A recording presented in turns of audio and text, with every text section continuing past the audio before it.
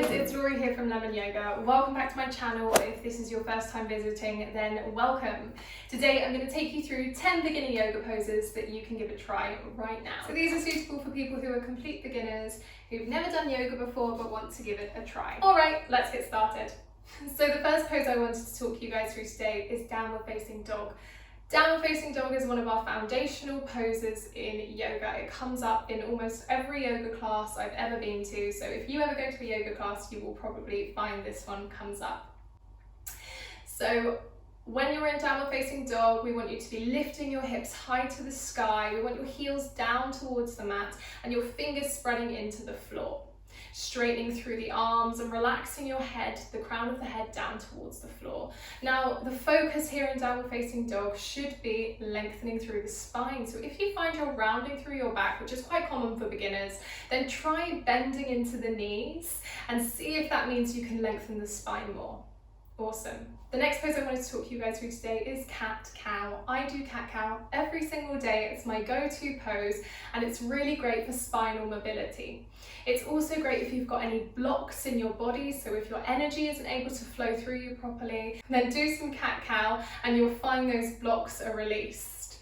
So from all fours, you want to inhale, drop your belly down towards the mat, lift through the chest, lift through the head, and on your exhale, you start to gently peel back, round through your spine, vertebrae by vertebrae, and look to your knees. I recommend you repeat this up to 6 times a day. So you do 6 variations and then have a rest. All right, my next pose, pose number 3, is child's pose, often referred to as a resting pose in yoga.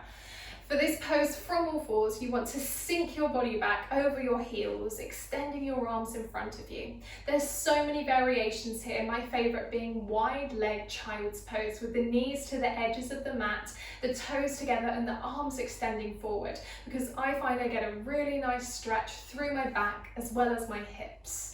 But you do a variation that feels right for you. Sometimes people like to bring their hands behind onto their feet and gently rock the body from side to side like a little egg. Okay, pose number 4 is cobra pose, a really great introduction to back bends. You want to lift through your heart space here, gently pressing into the hands, and always keep your elbows bent. Don't worry about how far you come up at the beginning. As soon as you start to build more strength in your back, you'll find that you can naturally lift the chest higher. Try to keep your gaze forward here and keep the tops of the feet relaxing down onto your mat. All right, pose number 5, my next pose I think that all beginners should learn is mountain pose, Tadasana. Mountain pose is one of our foundational poses, just like downward facing dog. You want your feet to be hip width apart, your knees ever so softly bent so you're not locking through the joint. You want your shoulders open, dropping down, and you can either have the palms open, facing the front of the room, or I like to bring my hands to heart center into Anjali Mudra. Pose number 6, my next pose that I think all beginners should give a go, is tree pose. This pose is a really great introduction to balances. There's so many variations. You can keep those toes on the ground, or you can bring the foot off the ground onto the shin, or the advanced option is up on the inner thigh. There's also many variations with the arms. Hands can be at heart center, they can be above head, or they can be in a nice big open V shape. So I just find that there's so many possibilities with this pose. If you really feel wobbly in balances, you can also take this one over to the wall and lean on the wall for added support. Pose number 7 that I would like you to try right now is Warrior 1. Warrior 1 is one of our foundational poses that we use in yoga. It stretches the whole body and it strengthens the whole body. I absolutely love the warrior poses. So for Warrior 1, you want your front foot facing forwards and your back foot at the 45-degree angle. You're bending a 90-degree bend into that front knee and your hips are square towards the front of your mat. Your hands could stay at heart center, or you could take a deep breath in and sweep those arms up overhead. Hold it here for 3 to 5 breaths and repeat on the other side.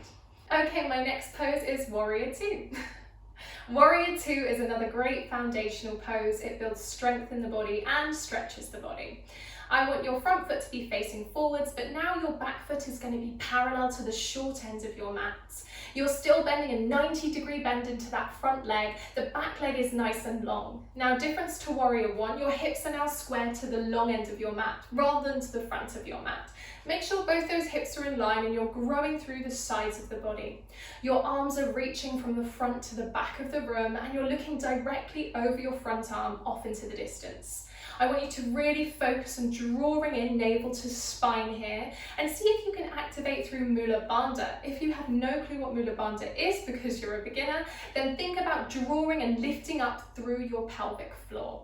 That will help you feel really strong and supported here in your warrior two. Okay, the next pose I'd like you to try, pose number 9, is bridge pose. This is one that you do down on the mat and it's really great for building strength in your back and your glutes. So you're going to come down onto your back, your feet are hip width apart and your heels are nice and close to the body. When you're ready, you take an inhale and you press into those feet. You start to peel your body off the mat all the way up onto your shoulders. Once you're at the top, try squeezing your knees in towards each other to really activate through the glutes. On the exhale, you're going to lower the body down in one smooth movement. Good. I recommend you repeat this one 6 to 8 times for maximum effect. My last pose, the pose that you should never miss, but often people do, is Shavasana, your corpse pose. This is where the magic of yoga happens. This is our relaxation meditation pose. Now, at this point, lots of people like to suddenly get up and walk out the room, which I think is a real shame. This is the pose that allows your body to completely relax and your mind to switch off. I understand that when you first come to Shavasana, it can feel really difficult. You want to fight against it, you think it's ridiculous, there's no way your mind can switch off. Trust me, I know, I have been there. But many years later, many a Shavasana later, I absolutely love this one, and honestly, this is where the magic happens. I can completely relax here, I can completely switch off, and I can just have a moment to myself. I recommend that you follow a guided meditation relaxation as you lie in Shavasana for maximum effect. Alright, they are my top 10 yoga poses for beginners. I really hope you enjoyed. If you did, be sure to give this video a big thumbs up. Don't forget to hit subscribe so you never miss a post, and let me know in the comments if you like this style of video and I will do some more for you.